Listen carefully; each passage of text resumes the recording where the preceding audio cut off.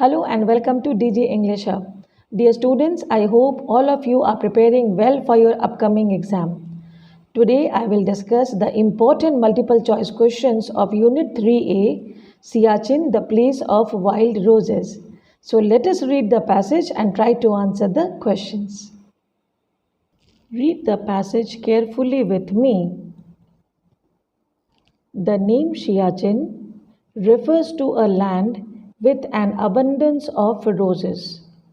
Sia in the Balti language refers to the rose family plant widely found in the region, and Chan refers to anything found in abundance. In spite of the severe climate, the word Siachen ironically means the place of wild roses. It falls from a height of 5,753 meters above sea level and is the longest glacier in the Karakoram region of the Trans-Himalayas. It is located just northeast of the point where the line of control between India and Pakistan ends. The term line of control is the line that India and Pakistan have agreed upon for division of Kashmir since 1972. The land on one side is controlled by India and on the other side by Pakistan. तो students हमने इस passage में देखा कि सियाचिन जिसका अर्थ है abundance of roses यानी बहुतायत में यदि कोई चीज़ पाई जाए तो हम उसे कहते हैं अबंडेंस। और सिया और चन ये दो शब्द हैं बाल्टी लैंग्वेज के और जिनका अर्थ होता है रोज़ फैमिली, अ वाइल्ड रोज़ फैमिली। तो सियाचिन का अर्थ निकलता है the place of wild roses यानी ऐसा स्थान जहाँ की जंगली गुलाब उगते हैं। इस पैसेज में उसके हाइट के बारे में जिक्र है कि उसकी हाइट कितनी है और ये भी बताया गया है कि it is the longest glacier, ये सबसे लंबा ग्लेशियर या हिमनद है। और ये कहाँ स्थित है? It is located just north east, ये नॉर्थ ईस्ट है उस पॉइंट के जहाँ पे इंडिया और पाकिस्तान के बीच का लाइन ऑफ कंट्रोल एंड होता है। और इस लाइन ऑफ कंट्रोल पे सहमति किस वर्ष बनी थी? 1972। तो लैंड जो एक और है उसे कंट्रोल करता है भारत और दूसरी ओर कंट्रोल करता है पाकिस्तान। तो चलिए अब शुरू करते हैं questions. Are you ready to answer? Let's go for passage based questions. Question 1, what does the word Siachen mean? Options are line of control, place of roses, place of abundance, place of wild roses, and you have 3 seconds to answer and the correct answer is yes, place of wild roses. Siachen शब्द का अर्थ होता है place of wild roses, लेकिन आपने देखा होगा passage में लिखा था आयरॉनिकली यानी कि एक कटाक्ष है क्योंकि वहाँ इतनी ठंड है कि वहाँ तो पौधों के बारे में हम सोच भी नहीं सकते, लेकिन सियाचिन शब्द का अर्थ अगर देखें तो निकलता है प्लेस ऑफ वाइल्ड रोजेस। चलते हैं क्वेश्चन नंबर 2 पर। Question 2, Siachen is the longest blank in the Karakoram range. तो खालिस्तान में क्या भरेंगे? माउंटेन, ग्लेशियर, डिवीजन या land. And you have 3 seconds again to think of it. Siachen is the longest and the answer will be glacier in the Karakoram range. ये सबसे लंबा glacier या हिमनद है। Very good. क्वेश्चन नंबर 3 की बारी। Siachen is located just blank of the point where LOC between Pakistan and India ends. Options are northwest, northeast, southeast, southwest. तो आप याद करें पैसेज में क्या लिखा था दिशा के बारे में कि सियाचिन कहाँ स्थित है? North east of the point where the line of control between Pakistan and India ends. तो आपका सही जवाब है north east. Next, question 4. What is the height of Siachen Glacier at eastern Karakoram? Options: 5753 feet, 18875 meter, 5753 meter और 5357 metre. तो दोनों ही दिए हुए थे मीटर में और फीट में, और राइट आंसर क्या होगा कि सियाचिन ग्लेशियर की हाइट ईस्टर्न काराकोरम में कितनी है? आप सोच के बताएं। आंसर है यस, 5753 मीटर, यानी 5753 metre. Now one question which is vocabulary based, एक ऐसा सवाल जो कि आपके शब्दवाली या आपके शब्दकोश के ज्ञान को परखेगा।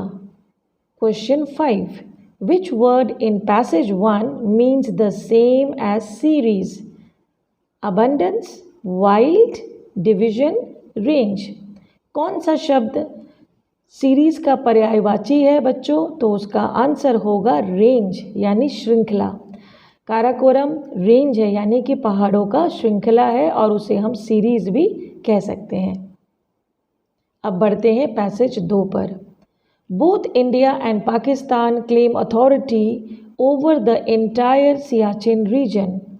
Between 1984 and 1999, frequent fighting took place between India and Pakistan to take control of the region.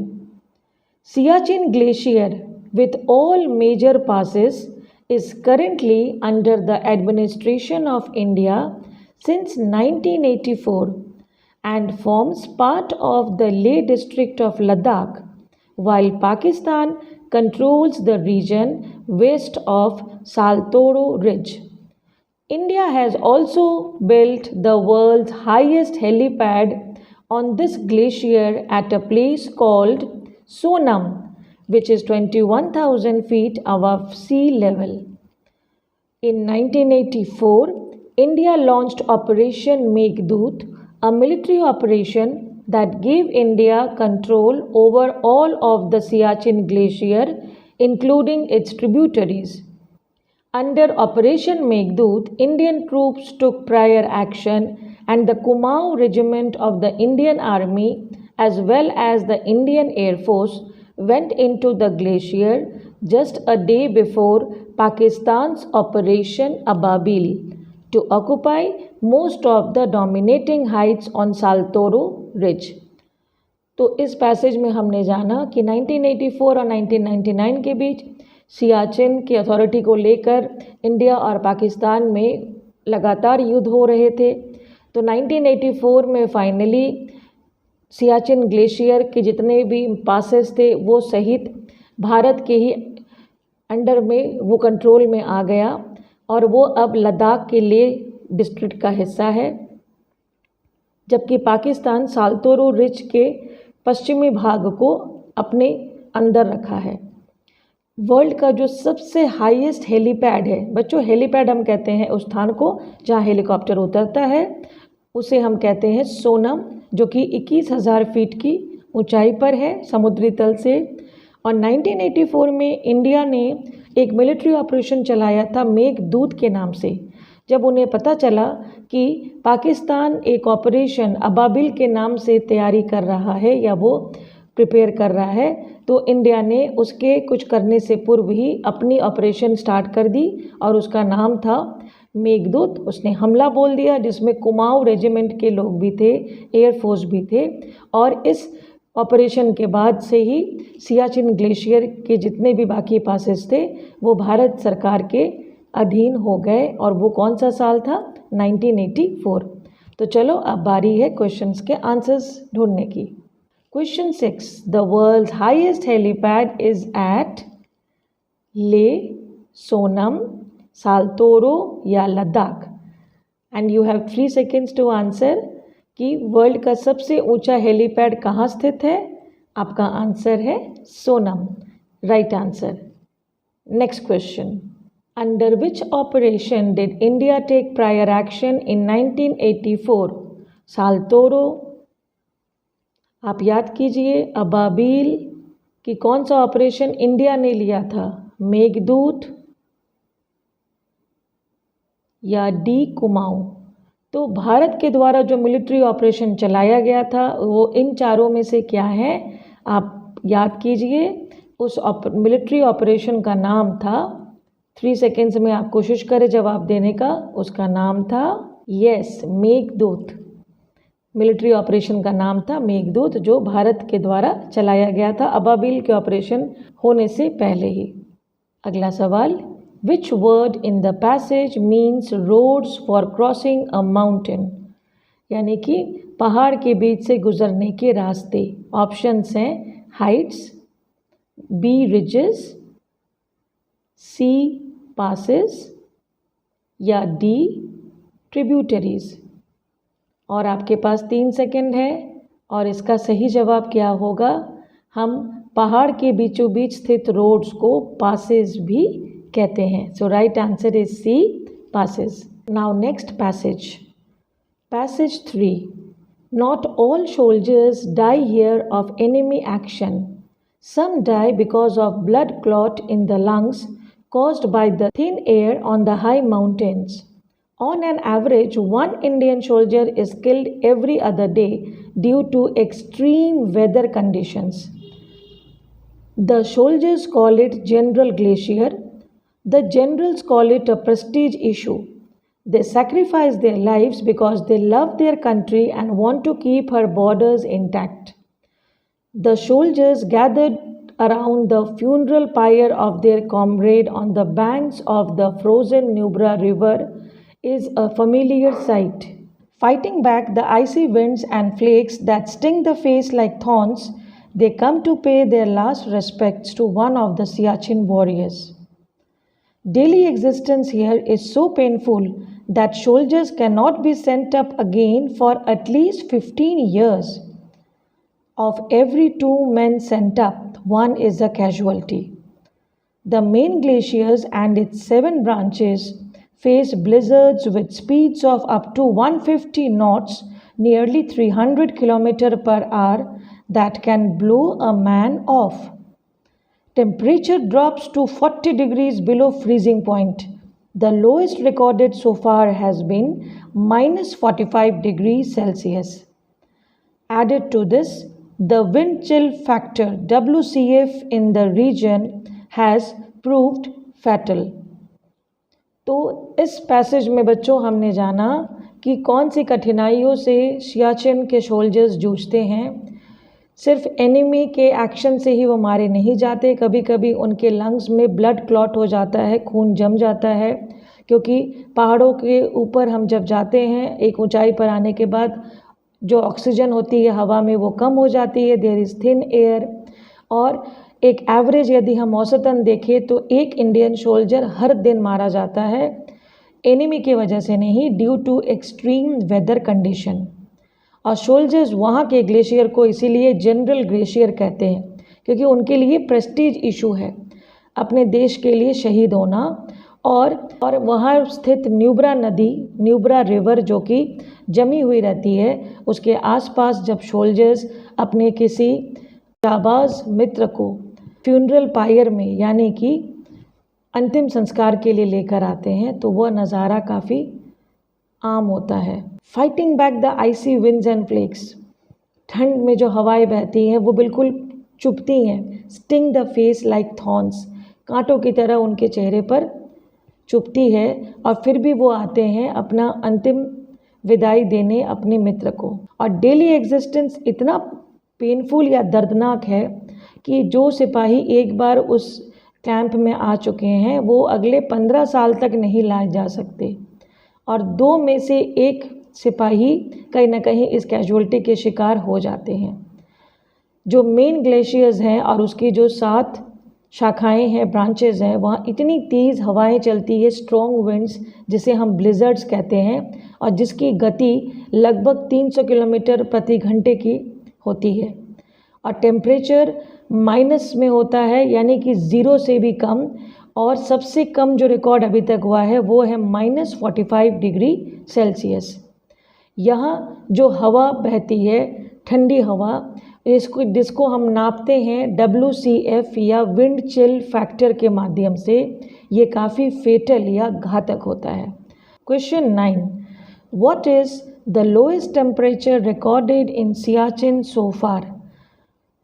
हमने पढ़ा अभी सबसे कम तापमान क्या रहा, 40 degree Celsius, -45 degree Celsius, 45 degree Celsius या -40 डिग्री सेल्सियस, और आपका राइट आंसर होगा -45 डिग्री सेल्सियस, यानी 0 से भी 45 डिग्री नीचे। Very good. Question 10, which of the following is not a threat for the soldiers? बच्चों, थ्रेट यानी खतरा, इनमें से कौन सा जो फैक्ट है वो खतरा नहीं है? Blood clot in lungs, enemy action, the wind chill factor या द फ्रोजन न्यूब्रा रिवर। तो इनमें से जो खतरा नहीं है सिपाहियों के लिए वो है option D, the frozen Nubra river. Lungs में खून जमने से उनकी मृत्यु हो सकती है, एनिमी के एक्शन से या अटैक से उनकी मृत्यु हो सकती है, विंड चिल फैक्टर जब बढ़ा हुआ रहे तो तेज़ हवाएं चले तो उससे उनकी मृत्यु होगी, लेकिन न्यूब्रा नदी जमी हुई है तो इससे ये इनकी मृत्यु का कारण या इनके लिए कोई थ्रेट या खतरा नहीं होता है। Question 11, why is one Indian soldier killed every other day in Siachen? हर दिन एक सोल्जर की मौत क्यों होती है? Due to pleasant weather conditions, due to extreme weather condition, due to hunger and earthquake या due to lack of proper clothes? तो हमने ये लाइन पढ़ा कि हर दिन एक सोल्जर की मृत्यु होती है due to extreme weather conditions, बहुत ही कठोर मौसम की वजह से उनकी मृत्यु होती है। चलते हैं क्वेश्चन 12 पे। What do the soldiers call Siachen glacier? तो सोल्जर्स ने सियाचिन ग्लेशियर को क्या नाम दिया है? Prestige glacier, Karakoram glacier, general glacier या सोल्जर ग्लेशियर? यदि आपको याद आ गया हो तो चलिए हम आंसर देखते हैं और इसका जवाब होगा यस, जनरल ग्लेशियर। जहाँ जनरल का अर्थ आम नहीं है, जनरल एक पद है सेना में, एक ऊंचा पद है जिसे हम कहते हैं जनरल। अब question 13, why do the soldiers sacrifice their lives? आखिर सिपाही अपनी जान की बलिदान क्यों देते हैं, अपनी जान की कुर्बानी क्यों देते हैं?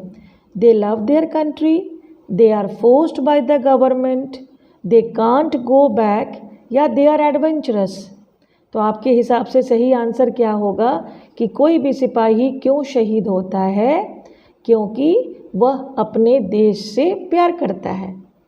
तो उत्तर होगा दे लव देयर कंट्री, उन्हें अपने देश से प्यार है।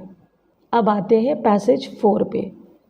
But the average WCF in winter is around 1400 when any exposed flesh will freeze within minutes. In such an extreme environment, normal life is virtually impossible because almost everything freezes solid. Onions need to be cut, eggs become like rocks and cannot even be broken, and most toothpaste except gels cannot be squeezed out. Chocolates become as hard as steel plates, and if you bite them, you could break your teeth. Metal and the human skin becomes so chilled that when a Jawan tries to load his gun, the bullets stick to his gloveless hand. If he tries to take them off, the skin will also peel off. Except for rum and kerosene, everything is frozen solid. Even in full clothing, one cannot stand outside for more than 10 minutes. One big challenge is to keep men mentally alert in that condition. तो इस passage में हम और भी कठिनाइयों के बारे में जानकारी हासिल कर रहे हैं कि WCF विंटर्स में 1400 तक हो जाते हैं, सब कुछ जम जाता है, चाहे प्याज की बात करें, अंडों की बात करें या टूथपेस्ट, सिवाय जेल्स के। चॉकलेट्स भी इतने हार्ड होते हैं स्टील प्लेट की तरह कि यदि कोई उसे काटना चाहे तो उसके दांत टूट जाए। और मेटल और ह्यूमन स्किन इतने ठंड हो जाते हैं कि यदि कोई जवान बंदूक लोड करना चाहे, बुलेट को डालना चाहे, तो उसके जो बुलेट्स होते हैं वो उसके अगर ग्लोव्स ना पहने हो उसने दास्ताने, तो वो उसके हाथ पे चिपक जाते हैं और सारे लिक्विड्स जम जाते हैं सिवाय रम, एक तरह का शराब है, एंड केरोसिन जिससे हम स्टोव जलाते हैं। बाकी सभी चीज़ फ्रोज़न होते हैं और एक बहुत बड़ा एक चैलेंज होता है इस हालत में किसी भी इंसान की मानसिक हालत को ठीक रखना, मेंटली उसे अलर्ट रखना, उसे मानसिक तौर पे चौकन्ना रखना। तो क्वेश्चन 14 है, व्हाट हैपन्स व्हेन अ जवान tries to load his gun.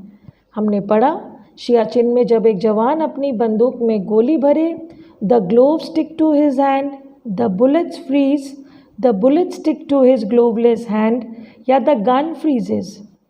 हमने क्या पढ़ा कि यदि उसके हाथ में दास्ताने ना हो तो जो भी गोलियां हैं, बुलेट्स हैं, वो क्या होंगी, उसके हाथ पे चिपक जाएगी।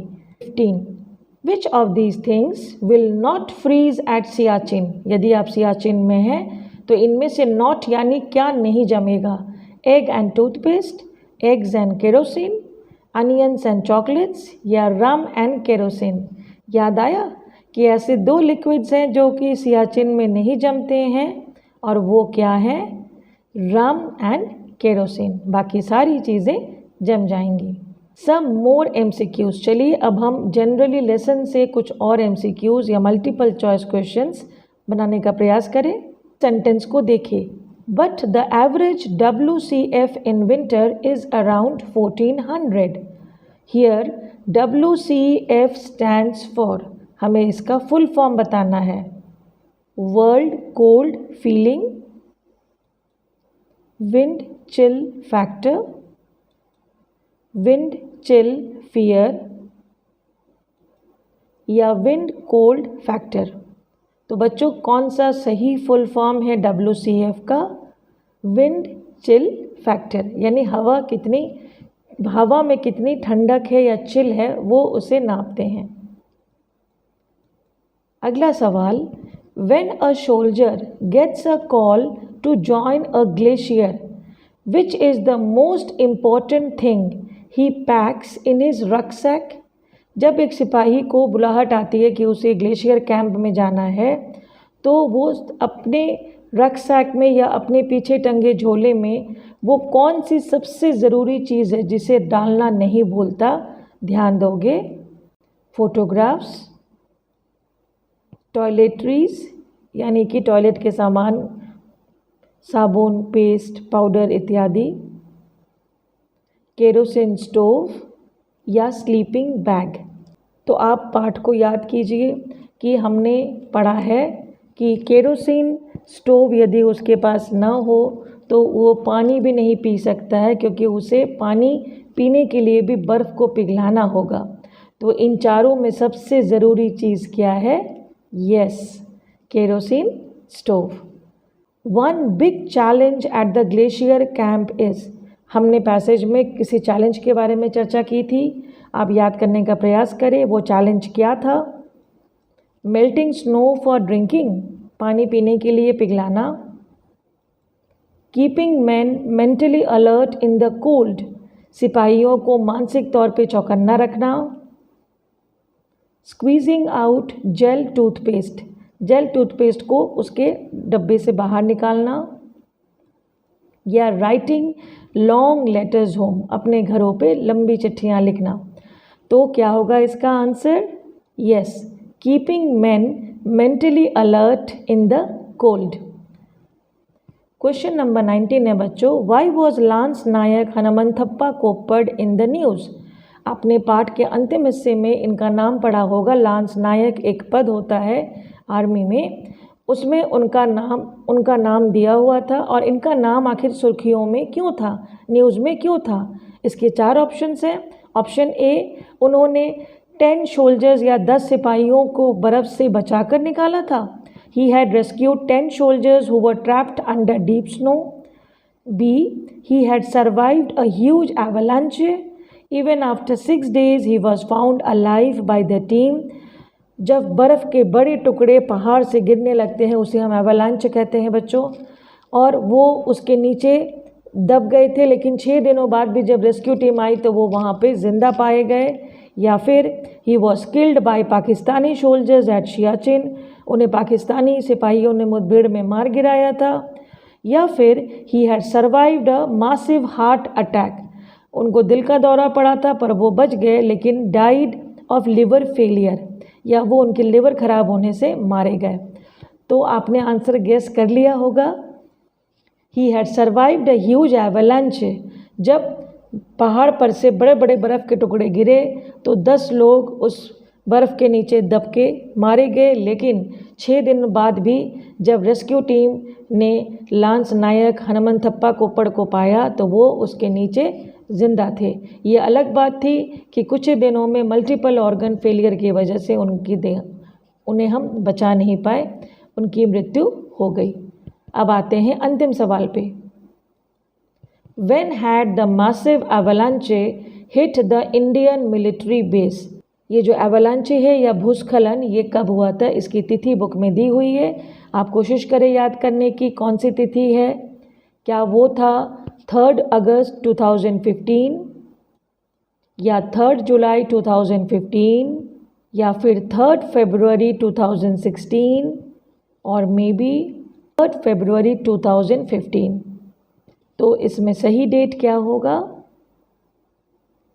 यस, 3 फरवरी 2016। और मुझे उम्मीद है कि इसी बहाने आपने चैप्टर को रिवाइज भी किया होगा मेरे साथ।